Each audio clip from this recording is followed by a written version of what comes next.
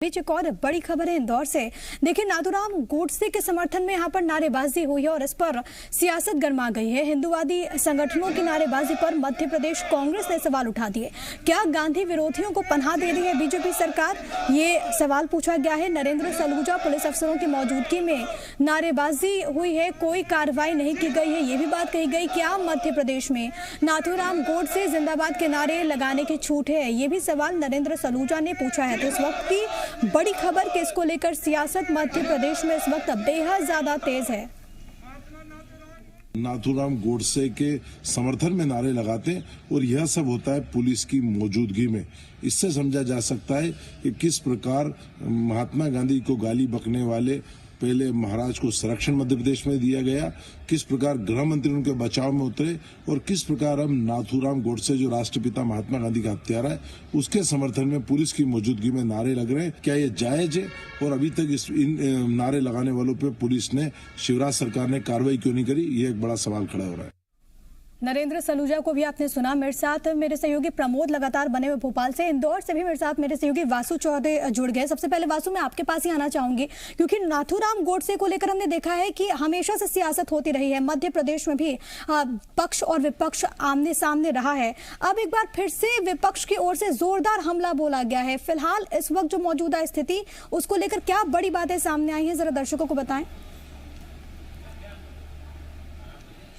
बिल्कुल प्रिया, देखिए नाथूराम गोडसे को लेकर ये पहली बार नहीं है जब मध्य प्रदेश में सियासत गरमाई है या कोई विवाद खड़ा हुआ है। इससे पहले भी हमने देखा कि नाथूराम गोडसे के मंदिर बनाने का मामला सामने आया था। कुछ महीने पहले भोपाल की जो सांसद हैं साध्वी प्रज्ञा ठाकुर, उन्होंने अपने स्टेटमेंट में नाथूराम गोडसे का वो समर्थन करते हुए नजर आई थी, जिस पर खुद प्रधानमंत्री नरेंद्र मोदी को संज्ञान लेना पड़ा था। और अब इंदौर से एक बड़ा मामला निकलकर सामने आया है। दरअसल बीते दिनों मध्य प्रदेश के खजुराहो से कालीचरण बाबा की गिरफ्तारी हुई है और ये गिरफ्तारी रायपुर पुलिस ने इसलिए की थी क्योंकि उन्होंने महात्मा गांधी को लेकर धर्म संसद में आपत्तिजनक टिप्पणी की थी। इसके बाद से लगातार उनको लेकर सर्च ऑपरेशन चलाया जा रहा था। लेकिन मध्य प्रदेश में जो कालीचरण के अनुयायी हैं वो लगातार इस गिरफ्तारी का, इस बात का विरोध करते हुए नजर आ रहे थे और इंदौर में भी कुछ हिंदूवादी जो संगठन है वो विरोध प्रदर्शन कर रहे थे। कालीचरण की गिरफ्तारी जो हुई है उसको असंवैधानिक बता रहे थे और गलत तरीके से की गई गिरफ्तारी बता रहे थे। इसको लेकर पुलिस कमिश्नर ऑफिस पहुंचे थे ये संगठन के कार्यकर्ता और ज्ञापन सौंपना चाह रहे थे राष्ट्रपति के नाम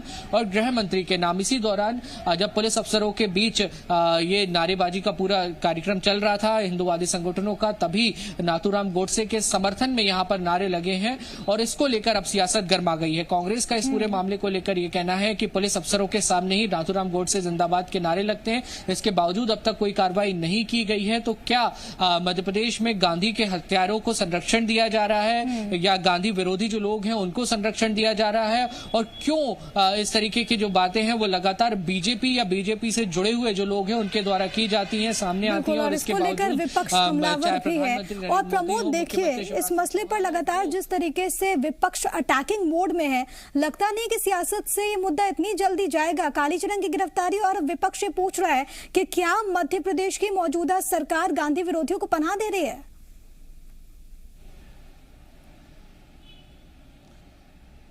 देखिए, विपक्ष को ये फ्री हिट की तरह है और राष्ट्रपिता महात्मा गांधी का सीना छलनी करने वाले गोडसे के जिंदाबाद के नारे लग रहे हैं। 30 जनवरी 1948 को गोडसे ने राष्ट्रपिता पर गोली चलाई थी और अब जो जिंदाबाद के नारे, राष्ट्रपिता के हत्यारे गोडसे के जिंदाबाद के नारे और इंदौर जिसे मध्य प्रदेश की औद्योगिक राजधानी कहा जाता है और जहां पर कुछ दिन पहले ही देखिए कमिश्नर प्रणाली लागू की गई है और विपक्ष को ये जो नारेबाजी हुई है इंदौर में वो सियासी फ्री हिट है। सत्ता से बेदखल कांग्रेस पार्टी कोई भी मौका नहीं छोड़ना चाहती, सरकार को घेरती नजर आ रही है।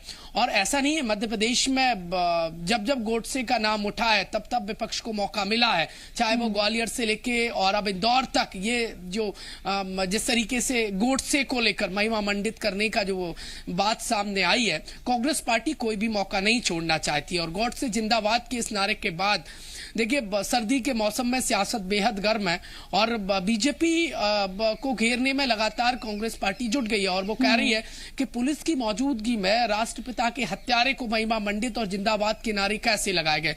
क्या कार्रवाई हुई है। विपक्ष ये तमाम सवाल पूछ रहा है, लेकिन गौर करने वाली बात तो ये है कि विपक्ष को बैठे बिठाए ये मुद्दा मिल गया है। क्या कार्रवाई हुई है वो अब सामने आ पाएगा, क्योंकि अभी तक आधिकारिक तौर पर कोई पुष्टि नहीं हुई है। लेकिन गौर करने वाली बात यह है कि विपक्ष पूछ रहा है कि राष्ट्रपिता के हत्यारे को महिमा मंडन बार बार मध्य प्रदेश जो शांति का टापू कहा जाता है वह ऐसा क्यों है। हालांकि देखिए सभी को समान अधिकार दिए गए कि वो अपनी बात स्वतंत्रता से रखें, लेकिन गौर करने वाली बात यह है कि राष्ट्रपिता के हत्यारे को बार बार महिमा मंडित क्यों किया जाता है।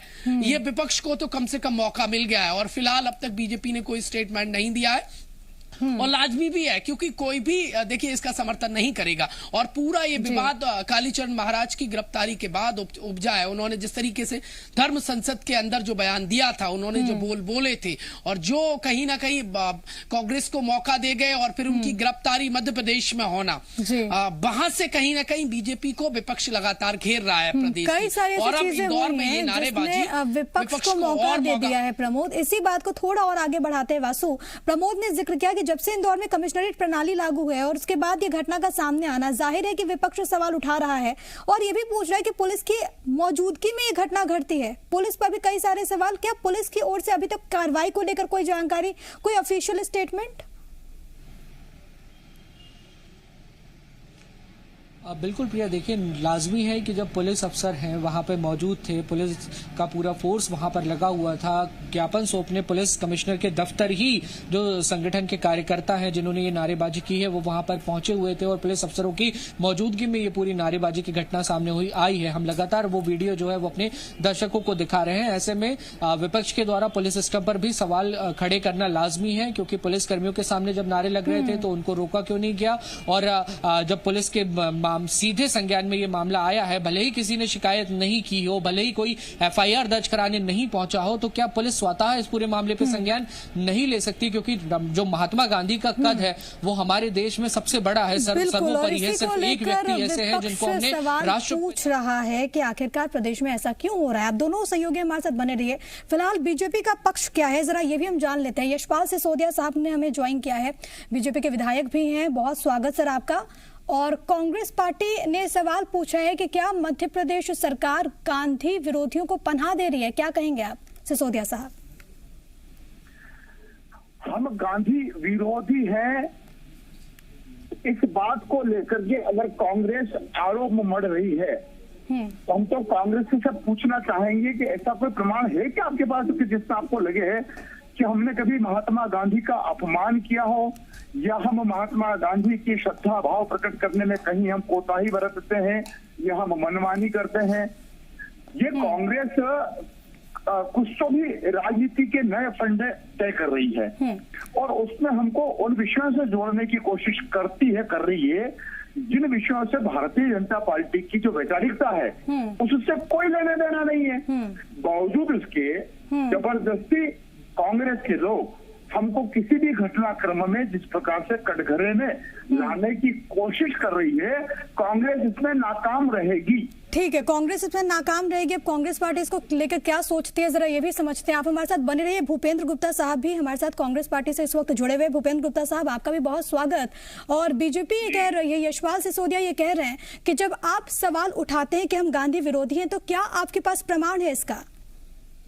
इसका प्रमाण ये है कि जो लोग गांधी को गाली दे रहे हैं उनके पक्ष में आप खड़े, पूरी भाजपा खड़ी हुई है, जगह जगह प्रदर्शन कर रही है। और ये जो है केवल गांधी को गाली नहीं दे रहे हैं, ये राजनीति को दूषित नहीं कर रहे हैं, ये धर्म सत्ता का भी पतन कर रहे हैं। क्या सनातन धर्म इसकी इजाजत देता है कि आप हत्या और हत्यारों की वकालत करें? आप जो है लोगों के कत्ल करने की जो है वकालत करें?